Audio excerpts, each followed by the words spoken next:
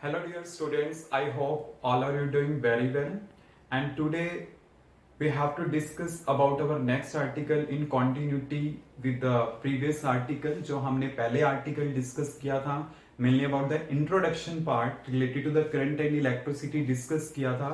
अब उसके बाद जो हमारे पास next article आता है वो बहुत ज्यादा इंपॉर्टेंट है एग्जामिनेशन पॉइंट ऑफ व्यू से, एंड यू कैन से this is a 5 star article. तो आपने अच्छे से कवर अप करना है। तो आपके पास आर्टिकल है ड्रिफ्ट वेलोसिटी। ड्रिफ्टिंग का एक्चुअल में मतलब क्या होता है कि सबसे पहले आपको ये क्लियर होना चाहिए। ड्रिफ्टिंग का मतलब होता है to move under some influence, मतलब किसी के इन्फ्लुएंस के अंडर मूव करना, वही चीज आपके पास क्या होती है, ड्रिफ्टिंग होती है। तो हमने ड्रिफ्ट वेलोसिटी के बारे में स्टडी करना है। What do mean by the drift velocity? तो ड्रिफ्ट वेलोसिटी का मतलब समझने से पहले हम इसमें कुछ क्लियर करना चाहते हैं रिलेटेड टू द मेटल्स। होता है क्या स्टूडेंट्स, हमने यहाँ पे दो टाइप के काम करने हैं। सपोज करो ये मेरे पास एक मेटल है, दो टाइप के काम करने हैं कि एक तो क्या कि जब मेटल पे हमने किसी बैटरी को अप्लाई किया ही नहीं, पोटेंशियल उसे दिया नहीं, तो क्या होता है, और जब आप उसे पोटेंशियल दे देते हो तो क्या होता है, वो सिचुएशन हमने डिस्कस करनी है। अब होता क्या है स्टूडेंट कि देखिए मैंने यहाँ पे अभी कुछ भी अप्लाई नहीं किया, तो होता क्या है एट द रूम टेम्परेचर इसमें जितने भी इलेक्ट्रॉन्स अवेलेबल होंगे, मींस जो फ्री इलेक्ट्रॉन्स अवेलेबल होंगे, वो रूम टेम्परेचर पे थर्मल वेलोसिटी को पोजेस करते हैं। मतलब वो क्या करेंगे, रैंडमली इधर उधर मूव करेंगे। इनकी वेलोसिटी क्या होगी, रेंडमली डिस्ट्रीब्यूट होगी, मतलब वो इधर उधर मूव करेंगे, जिसकी वजह से क्या होगा कि इनकी जैसे मान लो अगर इधर उधर मूवमेंट है तो इनका जो नेट एवरेज आता है वेलोसिटी का, वो आपके पास क्या आता है, 0 आता है। मतलब इसका ओवरऑल जो नेट एवरेज वेलोसिटी बनती है वो 0 बनती है, जिसकी वजह से क्या होता है, ये करंट को कंडक्ट नहीं कर पाएगा। क्यों?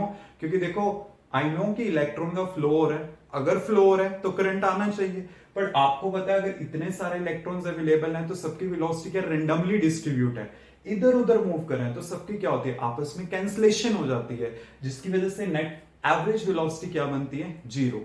कि जैसे मैं मान लो कि फर्स्ट इलेक्ट्रॉन की अगर कंसीडर करें U1, सेकंड की मैं कंसीडर करता हूं U2 और थर्ड की U3, ऐसे अप टू सो n की मैं कंसीडर करता हूं UN।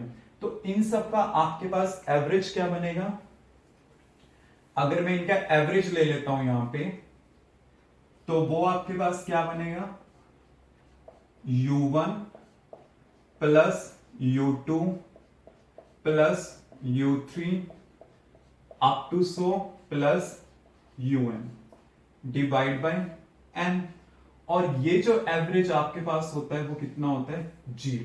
ये आपके पास होगा। अब हमने समझना है कि जब मैं इसके ऊपर बैटरी को अप्लाई करूंगा तो क्या होगा, जब मैं इसके ऊपर पोटेंशियल को देता हूं तो क्या होगा, वो चीज मैंने यहां पे अंडरस्टैंड करनी है। तो देखिए कैसे होगा, ये मैंने लिया कंडक्टर और इसके क्रॉस मैंने ये पोटेंशियल अप्लाई किया, लेट इट बी पोटेंशियल मैंने V अप्लाई किया, और L आपके पास क्या है, इसका लेंथ है। ये पॉजिटिव है तो इसके ऊपर क्या होगा, पॉजिटिव पोटेंशियल, यहां पे क्या होगा, नेगेटिव। अब आपको पता है यहां पे फ्री इलेक्ट्रॉन्स अवेलेबल हैं और पॉजिटिव आयंस भी अवेलेबल। अगर इलेक्ट्रॉन निकल रहा है एटम से तो पीछे पॉजिटिव आयन ही बचा, तो इसमें इलेक्ट्रॉन और पॉजिटिव आयंस अवेलेबल है। तो जब इलेक्ट्रॉन्स क्या करेगा, नेगेटिव चार्ज के कारण इस साइड अट्रैक्ट होगा, तो उसके पास में काफी सारे आयन आएंगे। जैसे मान लो एक आयन यहां हो गया, एक आयन यहां हो गया, एक आयन यहां हो गया, तो वो इनके साथ स्ट्राइक करेगा।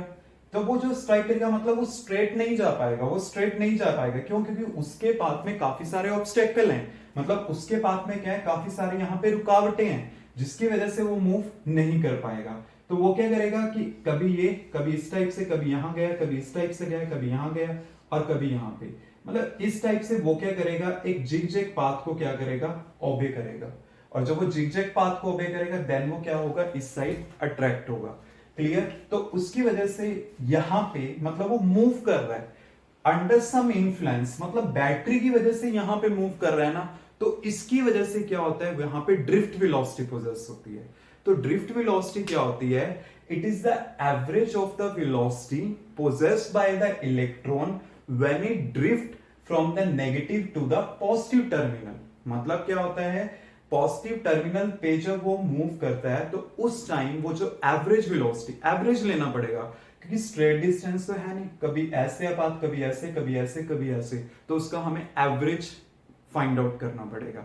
तो होता क्या, it is the average of the velocity possessed by the electron when it drift under the influence of this vector। तो वही चीज आपके पास क्या होगी, ड्रिफ्ट वेलोसिटी होगी। अब स्टूडेंट हमने क्या करना है, ड्रिफ्ट वेलोसिटी की डेरिवेशन करनी है। डेरिवेशंस के लिए हम क्या करेंगे, आपको ये चीज पता है,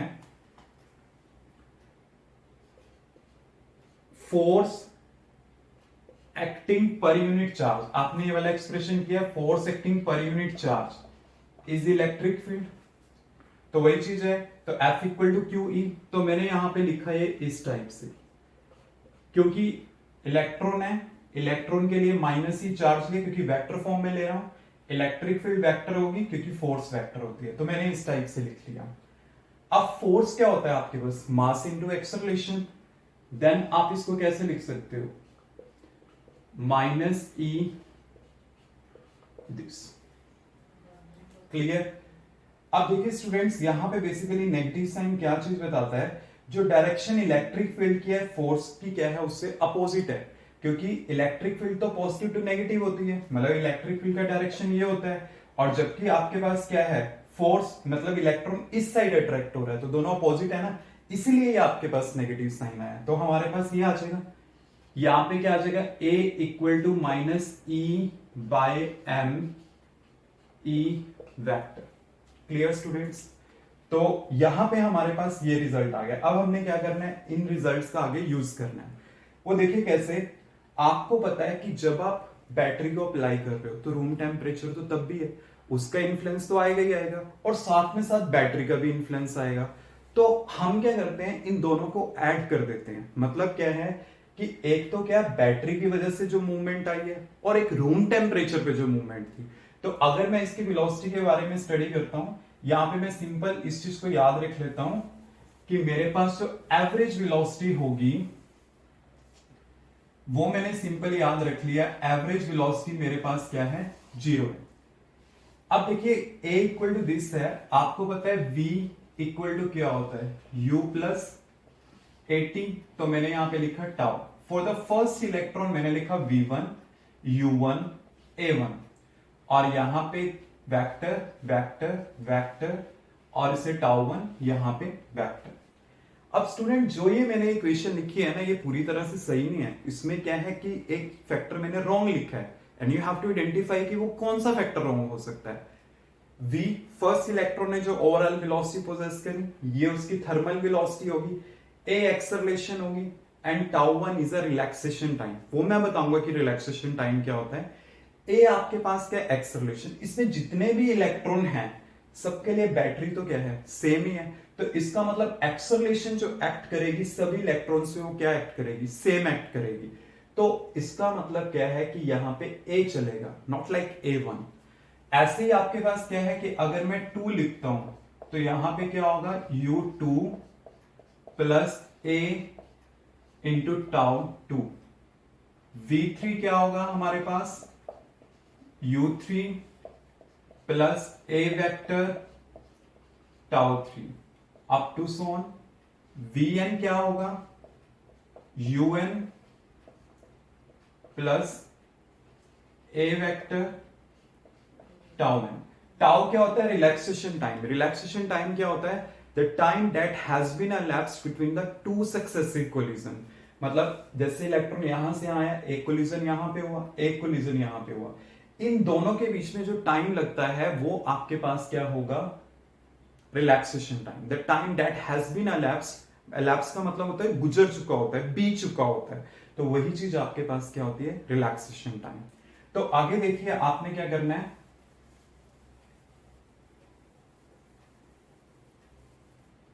यहां पे इनका एवरेज ले लेना है। अगर मैं इसका एवरेज ले लेता हूं, V1 plus V2 plus V3 up to so Vn divide by n equal to U1 plus U2 plus up to so Un। Divide by n, और a इसमें से कॉमन आ जाएगा, तो आपके पास क्या आएगा, tau 1 plus tau 2 up to so tau n divide by n, ये आ गया। अब देखिए आपके पास क्या होगा स्टूडेंट, यहां पे ये जो होगा ये एवरेज है वेलोसिटीज का ओवरऑल, इसे हम बोलते हैं ड्रिफ्ट वेलोसिटी। ये u एवरेज है, और u एवरेज अभी अभी आपको बताया था कि जीरो के इक्वल होता है, तो ये तो क्या हो गया, जीरो प्लस a वेक्टर, और इसको मैं ओवरऑल लिख रहा हूं टाउ। टाउ का मतलब क्या होता है, एवरेज रिलैक्सेशन टाइम, मतलब ये जितना भी टाइम आपके पास आया है ये सारे रिलैक्सेशन टाइम का एवरेज है, तो रिलैक्सेशन टाइम का एवरेज क्या होगा, एवरेज रिलैक्सेशन टाइम। तो ओवरऑल मैंने ये लिख दिया। अब a का वैल्यू क्या है, minus E by M E vector, तो मैं यहां पे पुट कर देता हूं। अब इसका वैल्यू मैंने पुट कर दिया, V D vector equal to minus E by M tau, ठीक है, ई बाई एम टाउ और ए के ई, ये आपके पास आ गया। तो ओवरऑल जो हमारे पास रिलेशन आएगा ड्रिफ्ट वेलोसिटी के लिए वो आपके पास ये आ जाएगा, V D vector equal to this. Clear. अब आपको पता है इलेक्ट्रिक फील्ड क्या होती है, potential gradient, potential per unit length, तो आप इसको ऐसे भी लिख सकते हो, V D equal to minus E V by, simple form में लिख लेते हैं, ज्यादा कंफ्यूज नहीं करते, V tau by M L. Just मैंने ई को लिख लिया वी बाय एल, और इसे मैंने मैग्नीट्यूड फॉर्म में लिख लिया, otherwise you will be get confuse, क्योंकि अगर मैं इसको भी मैग्नीट्यूड फॉर्म में लिखता हूं तो कैसे होगा, V D equal to E tau by M, इसका क्या हो गया, सिंपल मैग्नीट्यूड आ गया, तो वी डी इक्वल टू क्या होगा, ई टाउ बाय एम, और ये क्या होगा, V D equal to E V tau by M L. And you can say student कि ये जो हमारे पास रिलेशन है ना, this is a heart of the current electricity, मतलब क्या है कि बहुत ज्यादा यूजफुल इक्वेशन है, और इसी को मैंने क्या किया है, इस तरह से इस फॉर्म के अंदर लिखा है, तो E V tau by M L आ जाएगा। तो ये हमारे पास आ जाएगा ड्रिफ्ट वेलोसिटी का रिलेशन।